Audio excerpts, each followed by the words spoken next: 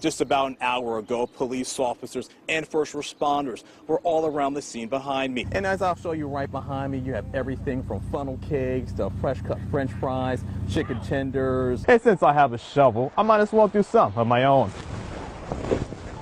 Wow, the snow is pretty light. And I'm going to continue to do some shoveling, and I'm going to send it right back to you, Tasmin. And I'm standing here outside of the Hagerstown YMCA for the Relay for Life event. The event's going to kick off in about an hour or so. With the Click It or Ticket initiative, officers from the Chambersburg Police Department are doing their part to ensure that the public is riding with their seatbelts on. And I spoke to some kids who said they had a great time, but also learned some valuable tips when it comes to riding a bike. And Chief Camacho says thanks to some nearby witnesses, they were able to receive help with their investigation. In my hands is the application to become a Chambersburg police officer. I've been standing on East Washington Street for probably the last 15 or 20 minutes or so, and I can tell you this snow has been coming down pretty steadily. Many in Hagerstown came to the public square to talk about inclusiveness and love as a part of the diversity rally. People united will never be defeated! The people united will never be defeated! And those were just some of the chants repeated at the diversity rally in Hagerstown. People from all walks of faith, race, and gender came together as one on the public square. I think that it's important to have this rally because I've never seen anything like this before, and I'm 40 years old. And I'm born and raised, and I raised kids here, and I've never seen this type of thing happen on the square. Rise Coalition of Western Maryland put on the event and has the mission of empowering the local immigrant community. The purpose of this event is just to showcase the diversity of Hagerstown and how when people from different cultures come together and form one community that benefits that community. And in the crowd, there were many signs and posters that shared messages of peace and inclusiveness. And many people spoke in hopes of bringing light to issues some minority groups face. What do I do when somebody calls me a terrorist? What do I do when people make fun of me? Do I just Maheen laugh? Haq is from Hagerstown and says growing up as a Muslim, she experienced a lot of discrimination and says that behavior should not be tolerated. Any type of hate speech is not tolerated here, that we are united and that, all colors are accepted, all religions are accepted. And Takesha, who is born and raised in Hagerstown, says she has experienced things that made her feel like she doesn't belong, but is happy to see the community come together to create change. To see something where it says everybody is included is huge. It's a huge, we've come a long way. Reporting in Hagerstown, Jonathan Hunter, WDVM News. 1 in 5 people will be diagnosed with skin cancer at some point in their lifetime. If detected early, it can be treated. But John Kinnaird, the mayor of Thurmont, will tell you that it's better to try and protect your skin so you don't get it. John Kinnaird, the mayor of Thurmont, has always been known for his long beard. But due to skin cancer, he was forced to cut it down. And one of the doctors, I go to Johns Hopkins, and she asked me to cut my beard off so they could have a better look at my face. Well, rather than cut it all the way off, I cut most of it off, and she was happy with that. Kinnaird first discovered he had skin cancer 20 years ago and had it removed.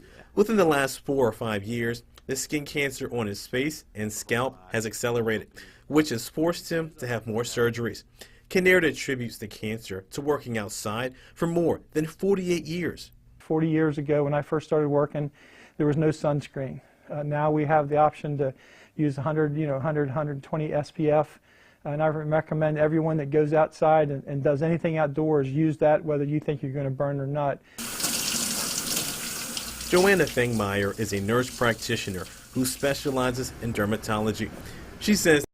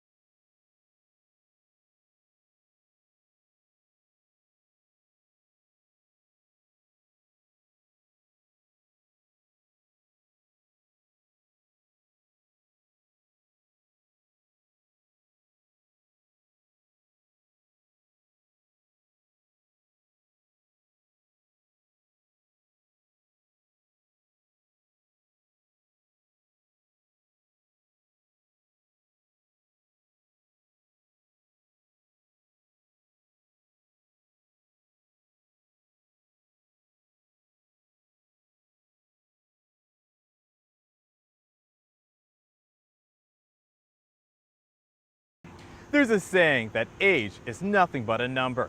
And Jerry and Patty from York, Pennsylvania are living true to that statement as they came to the heavy metal playground to do some smashing.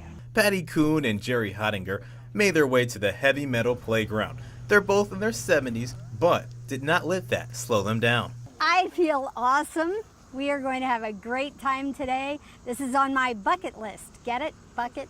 That's a bucket. And just like that, they both climbed into their excavators to receive some instruction. The headset doesn't fit real well. It feels like it's loose. First up, Jerry and Patty did some digging in the mud.